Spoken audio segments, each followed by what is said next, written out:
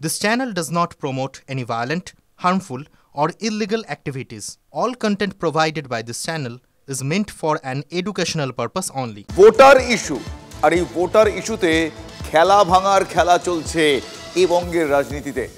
Voter তালিকা থেকে ভুতুরে ভোটার মানে ভুয়ো ভোটার সেই ভুতুরে ভোটার সরানোর কাজে তৃণমূল কংগ্রেস সক্রিয় তৎপর হয়েছে।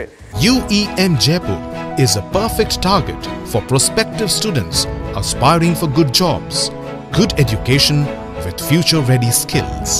এবার পাল্টা ভোটার লিস্টে বিভাজনের রাজনীতি তুলে অভিযোগ দায়ের করছে বিজেপি।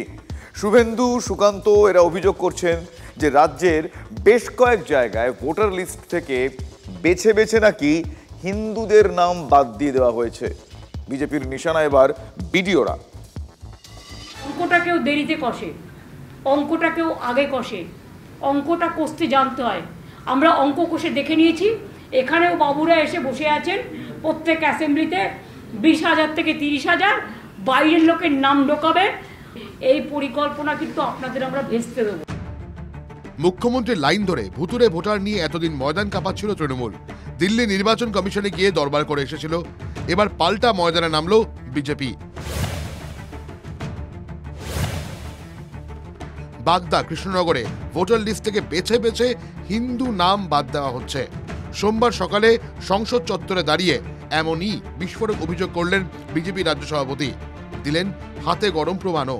নদিয়া সহ বিভিন্ন এলাকায়, বিভিন্ন জেলায়, আমাদের বনগাঁ জেলাতেও এই ধরনের নোটিশ হিন্দুদেরকে পাঠানো হচ্ছে, যেখানে বলা হচ্ছে নট ইন্ডিয়ান সিটিজেন, এবং তাকে বলা হচ্ছে যে তুমি প্রমাণ করো যে তুমি ইন্ডিয়ার সিটিজেন। হিন্দু, উদ্বাস্তু, মতুয়া, এসসি অর্থাৎ দলিত ভোট কাটার জন্য চক্রান্ত মমতা বন্দ্যোপাধ্যায়ের নির্দেশে মমতা বন্দ্যোপাধ্যায়ের সরকার।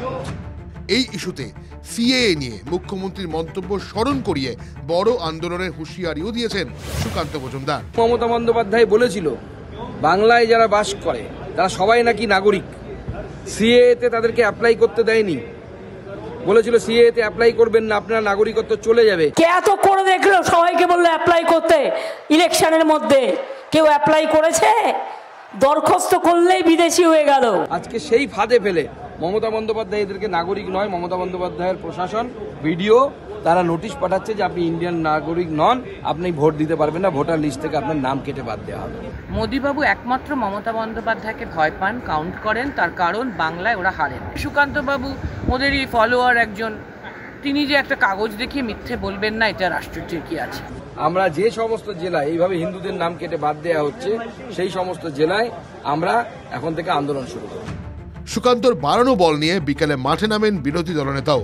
ভিডিওতে দিয়ে হিন্দু ভোটারদের ডেকে ডেকে নাম কাটানো হচ্ছে বলে অভিযোগ তোলেন তিনি। এরকম আমাদের কাছে মানে বাল্ক নাম্বার অফ কমপ্লেন্টস শয়ে আমাদের কাছে এসেছে। হিন্দু ভোটার তাদেরকে ডেকে বলছেন নোটিশ করে যে আপনি বাংলাদেশি নয় প্রমাণ করা। ভিডিও তার যে লিমিটেশন তিনি ক্রস করছেন, এবং এটা হচ্ছে মনোজ পন্থের নির্দেশে। এবং আমরা কৃষ্ণনগর 2-এ এই 98 জনকে নিয়ে ধর্নাও দেব, কোর্টেও যাব। ভিডিওরাও যুক্ত, পুরো প্রশাসন যুক্ত। ভোটার লিস্টের নাম ভিডিওরাই তোলেন, তার কর্মচারীরা তোলেন। সেই জন্য নিঃসন্দেহে বলা যায় যদি হয়ে থাকে টিএমসির প্ররোচনায় প্রশাসন পুরোই কাজ করছে। তাহলে আপনার আঙুলটা আপনি দেখান ইলেকশন কমিশনকে, যে ইলেকশন কমিশনের কমিশনারদের অ্যাপয়েন্ট করছেন আপনাদের নেতা দুজন, একজন নরেন্দ্র মোদী আর একজন অমিত শাহ। ভোটার লিস্ট নিয়ে শুধু মৌখিক অভিযোগেই থেমে থাকছে না বিজেপি। বিষয়টা নিয়ে কেন্দ্রীয় স্বরাষ্ট্রমন্ত্রী অমিত শাহের কাছে নালিশও জানিয়ে এসেছেন বিজেপি রাজ্য সভাপতি। সব মিলিয়ে অ্যাটাক কাউন্টার অ্যাটাকে জমে উঠেছে ভোটের খেলা। Bureau report, TV9 Bangla.